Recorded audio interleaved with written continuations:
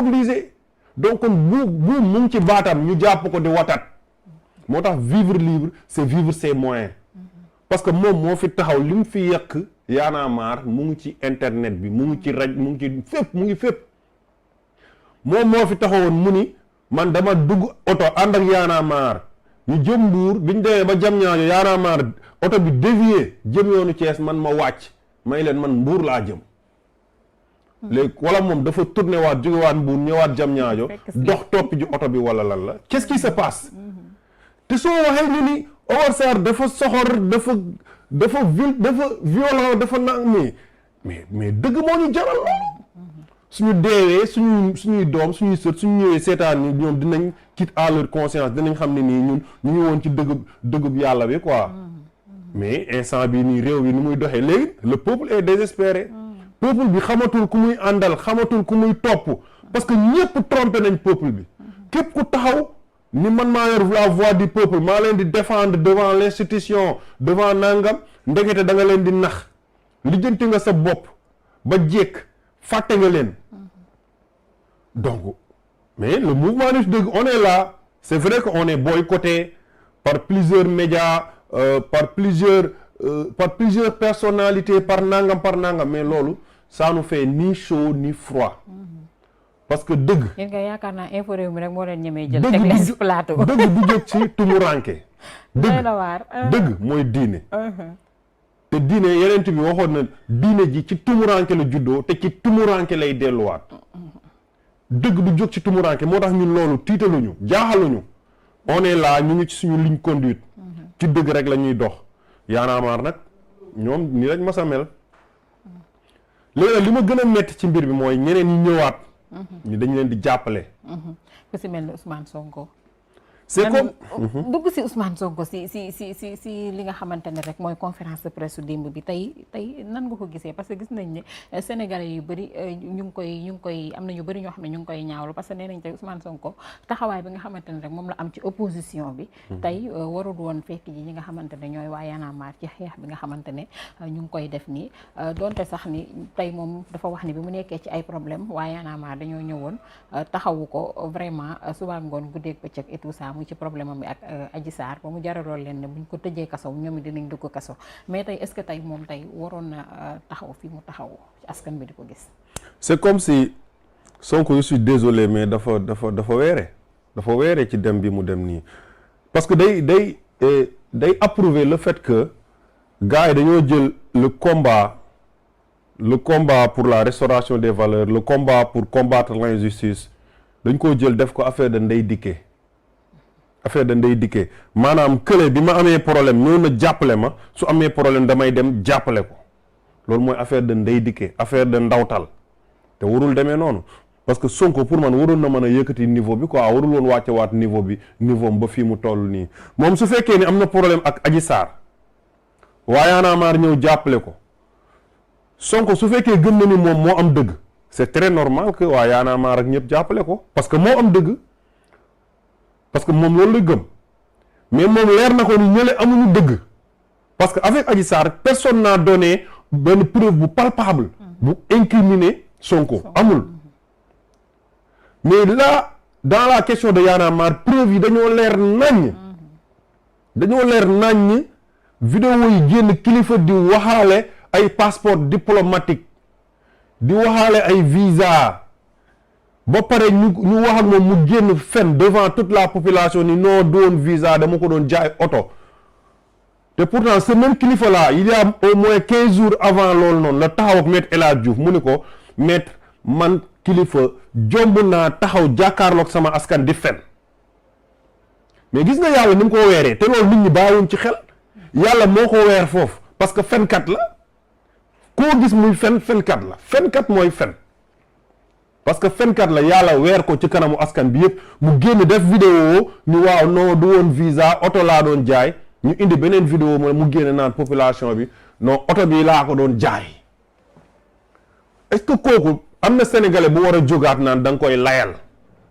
xam nga loo koy def ku ko bëgg a dimbali kooku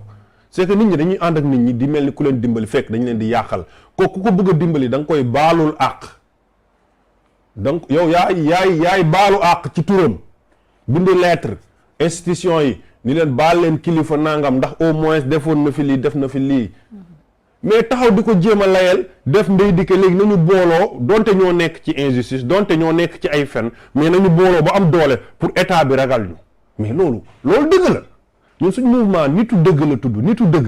lu dul dëgg duñ ci dox ñun xamuñu Macky Sall xamuñu Demba Ciré Bathily xamuñu Ousmane Sonko dëgg la ñu xam dëgg moo ñu jaral dee dëgg moo ñu jaral nit ñu bàyyi ñun moo ñu jaral nit ñu abandonné moo ñu jaral ñun ñu xiif moo ñu ko jaral loolu moo dul dëgg Simon tamit c'est la même chose gis nga il y a 15 jours avant dem naa 2STV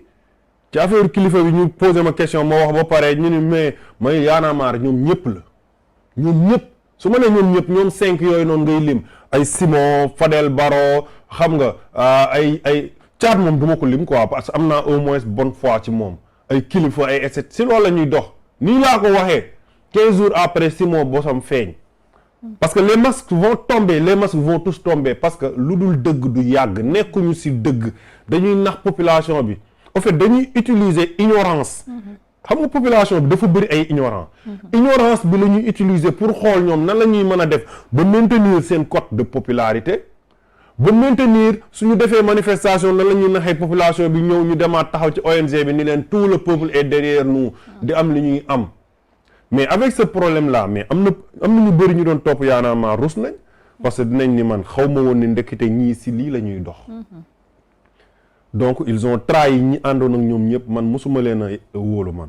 parce que ku mel ni Fou Malade ak Simon dama yàgg xam seen jikko man bi may nekk étudiant lañ ma bëggoon a forcer man en 2009 ou 2000 xaw ma 2010 xaw ma pour ma nekk représentant Y'en a marre Mbour ma ni leen maa bañ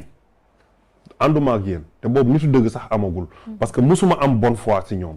est-ce que yaa ngi dégg donc tey gis nga raison bi mu ngi nii quoi léegi nag ñoom li ma leen di conseiller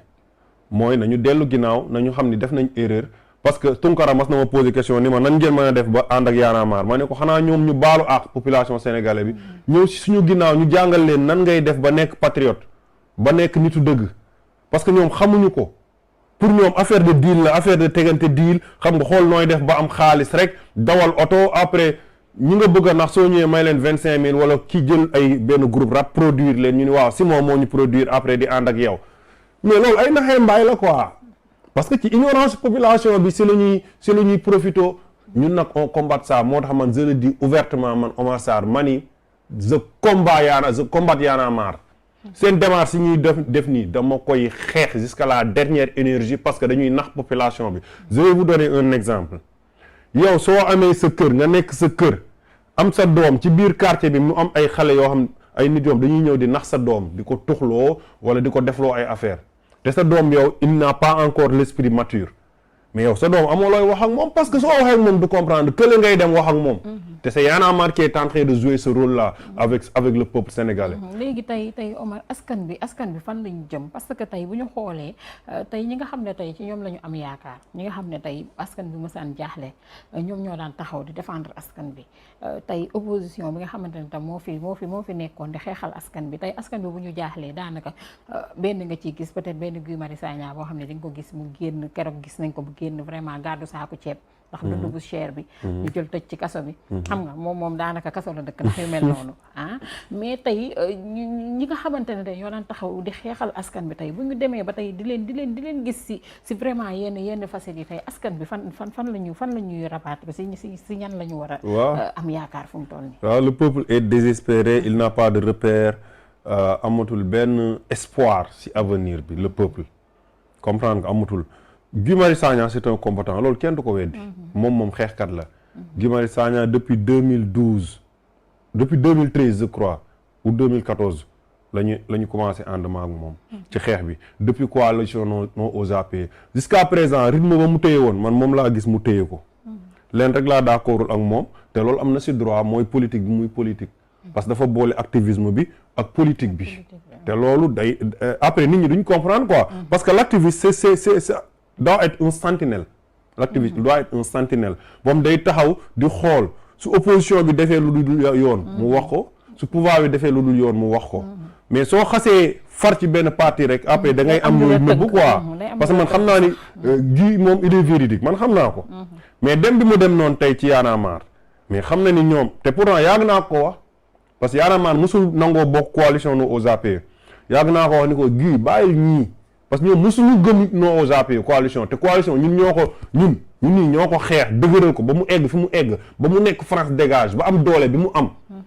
ñoom ñu ñëw commencé de jouer ay rôle ñun ñu génn bàyyi leen parce que du ñu ànd ak ñoom est-ce que dégg nga li ma la wax du ñu ànd ak ñoom instant bi nii mu ngi ànd ak ñoom mais ñu ngi taxal derab parce que ñu ngi koy defloo discours pour mu défendre ñaari nit yoo xamante ni nii dañoo salte Guy Marius Sagna en âme et conscience xam na ni lii muy def ni daf koy def rek parce que ñi samay àndandoo la mais teguwul si dëgg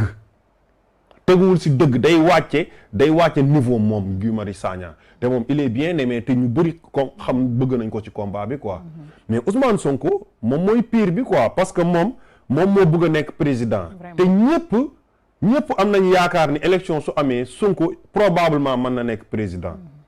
mais ki war a nekk président est-ce que day ñëw di melawu ci dossier yi nga xam ne nii dafa leer nañ devant ñi nekk kirikoro sax xam nañ ni ñii moom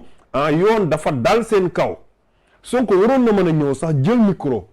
yaa ngi dégg mu baalu ci turu kilifa mu ni kilifa sama xarit la dafa def erreur parce que l'erreur est humaine baal leen ko àq mais loolu c'est un discours responsable loolu c'est un mode de soutien comme ni ko yonent bi waxee yaa ngi dégg sa mbokk su tooñee wax ko dëgg bi mooy nga ni ko da ngaa tooñ ba pare nga baalal ko àq mais da ngay continuer naan non lii ça passera pas ça nangam fan lay mujjee soulèvement populaire coow amaan ñu reyaat 13 personnes est-ce qu'on va continuer à laisser ñuy rey sénégalais yi nii comme ça mais loolu non yaakaar naa ni loolu moom peuple bi sax si boppam fi mu toll nii conscient nañ ci lu bari jeunesse bi vraiment yaakaar naa ni loolu moom conscient nañ ci ba li nga xamante ne non conscient wuñu peuple bi dañu bëri ay ignorant te gars yi ci ignorant yooyu noonu li ñu jël def leen seen force ñoom seen force mooy les ignorants tey benn Omar Sarr bu taxaw di wax ak ñoom ni nañ diagnostiquer affaire yi nañu lire au fond ñoom duñu ko bàyyi xel ñoom parce que dañ naan kii mënuñ ko manipuler mënuñ si moom dara dañuy dem ci ignorant yi ñi nga xamante ni nii ci benn cadre rek lañ leen da ngay mas a wax benn cadre kese ñu topp la rek gumba tëx lu ci ñooñu la ñu nekk di leen manipuler di leen wàccloo si terrain bi di leen reylu di leen nangam ak nangam pour leur propre fin parce que Sonko bi muy doog a démarrer ñun ñëpp on a adhéré ñi kii de il a amené le discours exceptionnel quoi am nañ si moom yaakaar mais instant bi nii politique bi mu ngi diluer bu baax son discours te xoolal lu dul yàlla neen la moom waroon na gëm ni war na mën a continuer ci discours am bi un jour viendra ñëpp dinañ adapté wu pour moom mu mën a changer réew mi mais li muy doxalee nii kenn amul yaakaar pour mu changer réew bi ay nit dof tey day ñëw xuloog fu malaat saagante wax lu ginnaaw suba mu ñëw tax c'est de l'hypocrisie la ñuy jouer foofu man maa ko wax Omar Sarr doy na waar ñu wax ci leneen rek muy li nga xamante ne mooy sondage bi nga xam ne def nañ ko ci li nga xamante ne rek mooy Sénégal fi mu toll ci pauvreté maanaam tey bu ñu ko mënee xayma dañuy wax ne bu ñu jëlee li nga xamante ne mooy 100 familles par exemple tey sénégalais mën nañ ne tey Sénégal boobu bu doon 100 personnes ñoo fi nekk 2 yi ñoo riche muy loo xamante ne tey lu doy waar la te bu ñu xoolee tamit loolu duñ ko mën a weddi ndax réew mi ni muy doxee jamono ji nit ñi sonn nañu vraiment liggéey amul mu doon loo xamante ne lu doy waar la ci réew mi Sénégal fu mu toll loolu day wanewaat échec bi nga xam ni état bi daf ko échoué Macky Sall daf ko échoué Macky Sall il a échoué te loolu mooy réalité bi te soo xoolee 2% yooyu noonu si biir politiciens yi lay génnee quoi ci biir politiciens yi lay génnee pratiquement wala mu génnee si homme d'affaires yi nga xam ni ñu ngi en link avec les politiciens yi di leen jox ay marché gré à gré di surfacturer ay affaires ñuy amee xaalis nu mu leen neexee ñu bàyyi peuple bi mais lan moo tax waruñ mën a teg ay lois yoo xamante ni nii boo xam ne ni mooy toppatoo les inégalités sociales comprendre nga soo nekkee si dëkk am yenn alal yi nga xam ni yow kese benn nit mënul liggéey milliard ay nit ñoo la ko liggéeyal nga am yi milliard ni yaa ko moom li yaa ko moom ñu nga bàyyi leen ñuy dee ak xiif donc c'est malheureux léegi loolu moo tax tubaab yi mënuñ ñu respecter loolu dañ koy wax tubaab yi mënuñu respecter Afrique.